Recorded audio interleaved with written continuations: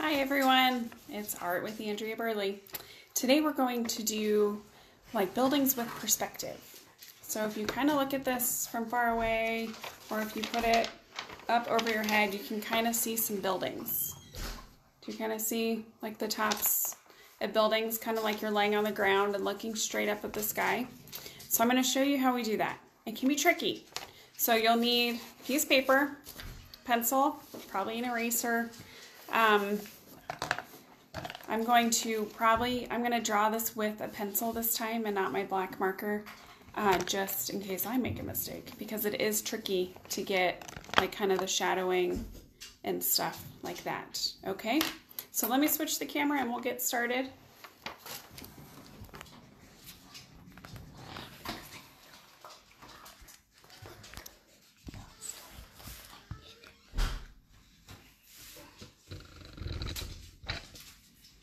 Okay, so let me show you some ones that my kids did, just so you don't get overwhelmed. This is the one I did, okay? This is the one my fourth grader did. So he did different types of windows than what I did. Here's what my third grader did. So she did the colors for the buildings, and you can kind of see some windows. So I just want to encourage you not to get discouraged while drawing this.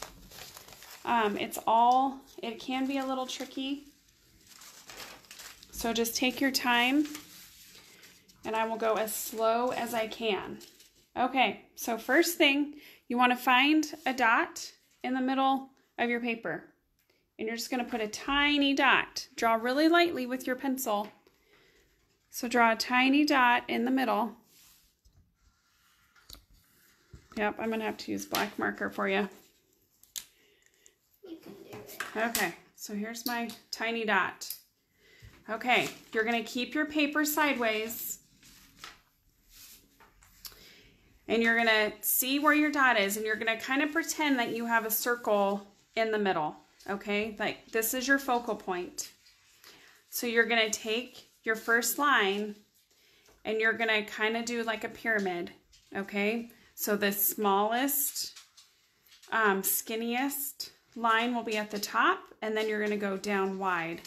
So you're just going to make your first line. So a diagonal line lined up with your focal point. And then your second line will also be lined up with your focal point. So the center of your paper. And you're going to come down.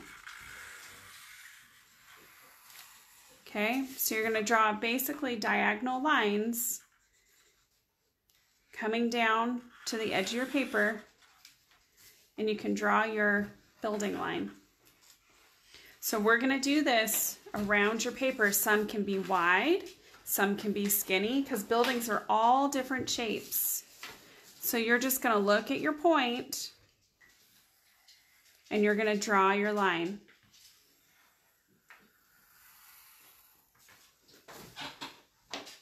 Look at your point, and then draw a line.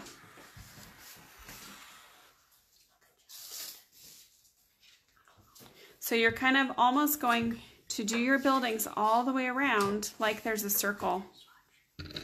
I would use a pencil. And I would use a pencil for this in case you need to erase. So then you see your dot. You're going to draw another line. So you're basically making rays to the edge of your paper. Skinny at the top, wide on the outside. Skinny at the top. So we're just going to go around like this.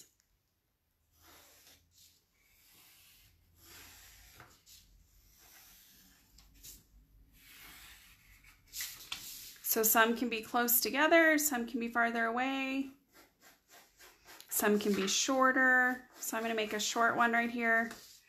So when you see your dot, you're just going to kind of line your pen up with it, or your pencil, and then draw a line. So you can use a ruler. I'm not using a ruler, but if you feel more comfortable using a ruler, you can definitely do that.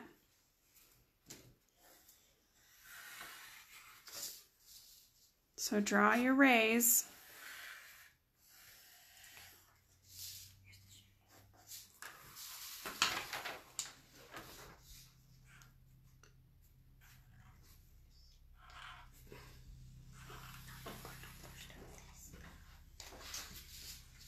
Okay. Now, if you want to add shadowing, you're going to kind of turn your paper a little bit, kind of look to see what you have, to see where you might be able to add some shadowing. So the way to do your shadowing is you're going to do a diagonal line down, and then you're going to follow that same line that you already have and go straight to the outside. I'm going to stripe this just so you guys know that this, and just so I know when I go color it, that this is going to be my shadow. So this is what I'm going to color all the way black. And you can do lots of colors for your buildings. So I showed you before, my 4th grader, he did lots of colors. So it's okay. You do not need to use black and white. I'm just showing you how you kind of do it.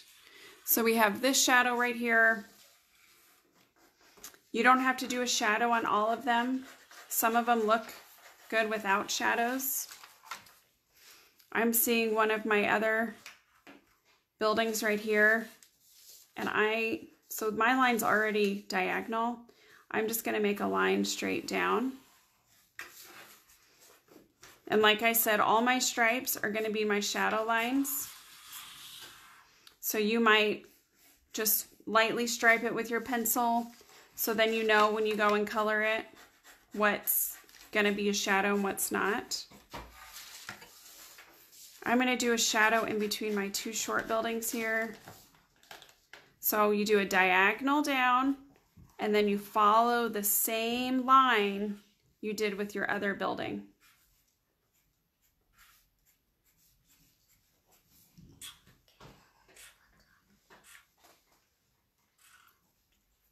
Okay, so now from here, when you draw your background, you'll be able to see your buildings pop out.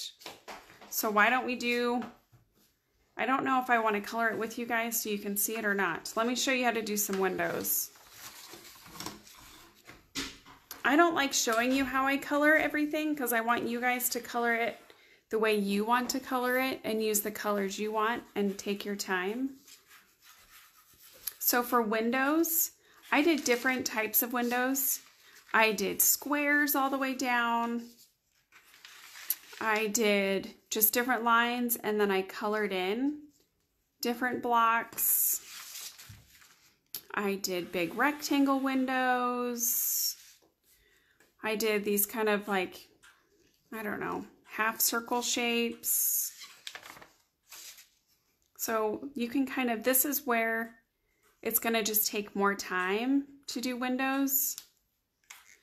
And this is when you're just going to want to probably stare at your paper a little bit. So I'm going to show you, so I do like lines all the way across, and then I come back and I draw different lines in for windows. So where I put my lines for my windows is basically in between each of the blocks. So like the first block has 2 windows, the next block has 3, 1, 2, 3. So 1 line, 2 lines, 3 lines, 4 lines. So if you can kind of squeeze it in there.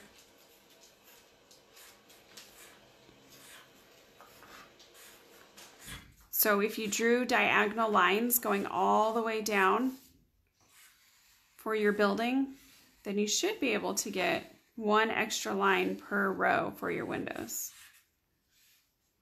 So you're just going to draw them all the way down like that.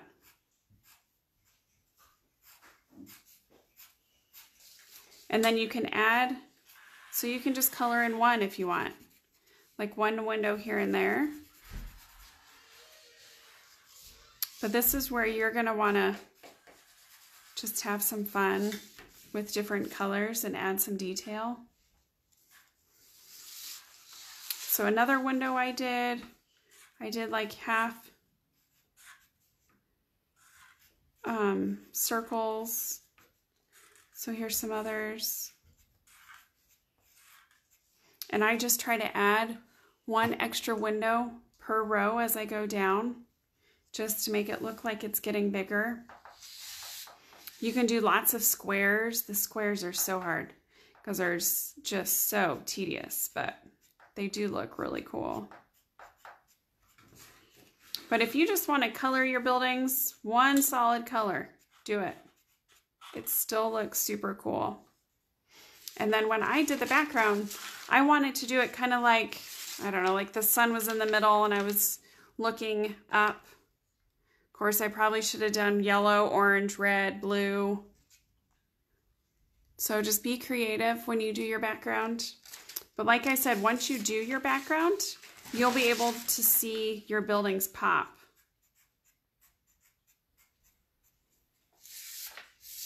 So I'm just going to go around and show you different windows I did.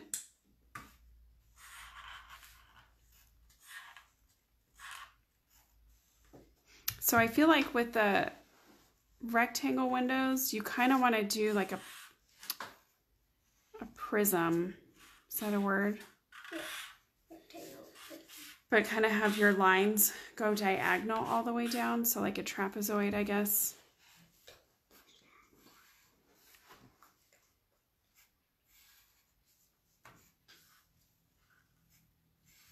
But I hope you have some fun with this one. I know this one's a little tricky.